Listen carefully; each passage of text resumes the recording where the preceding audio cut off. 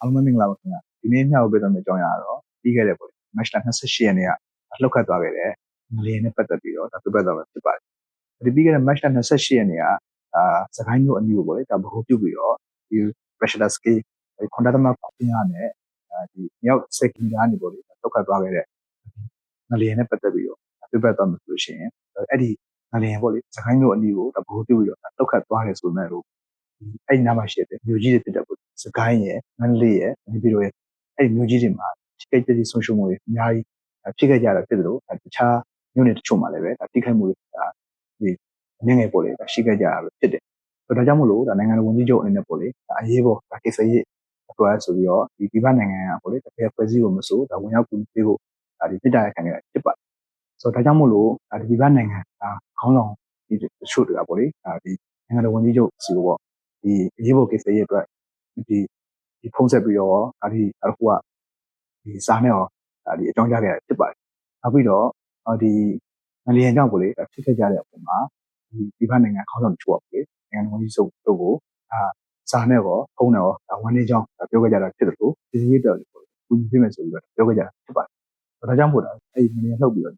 ကြားခင်မှာပဲဒီပြည်ပနိုင်ငံတချို့ပါပေါ့လေဒေသရေးအတွက်ဒေသရေးအဖွဲ့ဝင်ရောက်လာကြဖြစ်ပါတယ်ဒီဒေသရေးအဖွဲ့ဝင်ပေါ့ချက်ချင်းဆိုလို့ရောက်လာကြတဲ့နိုင်ငံတွေကတော့တရုတ်ရယ်ရုရှားရယ်အိန္ဒိယရယ်အခုကထိုင်းဗီယက်နမ်မလေးရှားစင်ကာပူနိုင်ငံတွေဖြစ်တယ်ဒီနောက်ပြည်ပနိုင်ငံတချို့ကလည်းဒီအဖွဲ့ဝင်နိုင်ငံတွေမရောက်လာနိုင်ငံပြင်မဲ့လို့ဒီဒေသရေးအတွက်ဒီလူသားချင်းစာနာမှုတောင်းမှုတွေအတူငွေနဲ့ထပ်ပင့်ပစ္စည်းတွေကိုကူညီပေးခဲ့တာဖြစ်ပါတယ်တရုတ်နိုင်ငံဆိုလို့ရှိရင်ဒေသရေးအတွက်ပေါ့အဖွဲ့ဝင်288ဦးရောက်လာကြတာဖြစ်ပြီးတော့အရေးပေါ်လူသားချင်းစာနာမှုအကူအညီဖြစ်ပေါ့လေယူနန်တန်100အပြင်နောက်ထပ်ဒေသရေးပစ္စည်းတန်ချိန်20ကိုလည်းအကူအညီပေးခဲ့တာဖြစ်ပါတယ်အိန္ဒိယနိုင်ငံဆိုလို့ရှိရင်ဒေသရေးအတွက်ပေါ့လေအဖွဲ့ဝင်118ဦးရောက်လာကြတာဖြစ်ပြီးတော့ဒေသရေးပစ္စည်းပေါ့လေ85တန်အကူအညီပေးခဲ့တာဖြစ်တယ်ဒီရုရှားနိုင်ငံဆိုလို့ရှိရင်လည်းဒေသရေးဝန်ထမ်းပေါ့လေအဖွဲ့ဝင်120ဦးရောက်လာဖြစ်ပြီးတော့ဒေသရေးပစ္စည်းတော်တော်များလည်းကူညီပေးခဲ့တာဖြစ်တယ်လို့စေယုံလင်းဒဇင်းပေါ့လေစေယုံလင်းဒဇီလည်းကူညီပေးခဲ့တာဖြစ်တယ်မလေးရှားနိုင်ငံဆိုလို့ရှိရင်ဒေသရေးအဖွဲ့ဝင်50နဲ့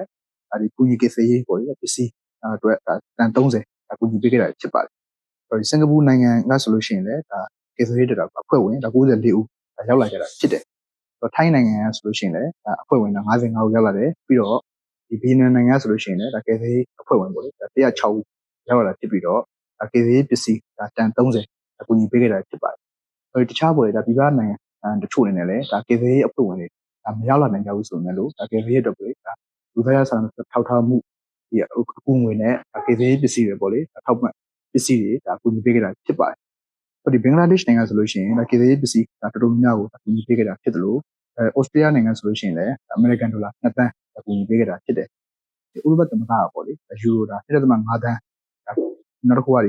ယူကေနိုင်ငံဆိုလို့ရှိရင်လည်းဒီစတာလန်ပေါင်10သန်းအမေရိကန်နိုင်ငံဆိုလို့ရှိရင်လည်းအမေရိကန်ဒေါ်လာ2သန်းပေါ့လေကူညီပေးခဲ့တာဖြစ်တယ်နောက်ကဒီအရေးပေါ်တုံ့ပြန်ရေးအဖွဲ့ကိုလည်းထပ်ပြီးတော့ပေးရကူညီထားမယ်လို့သိရတာဖြစ်ပါတယ်နောက်ဆုံးပြောချင်တာကတော့ဒီလက်ရှိနာဆာကအစိုးရနဲ့ပေါ့လေအခုဒီငလျင်ကြောင့်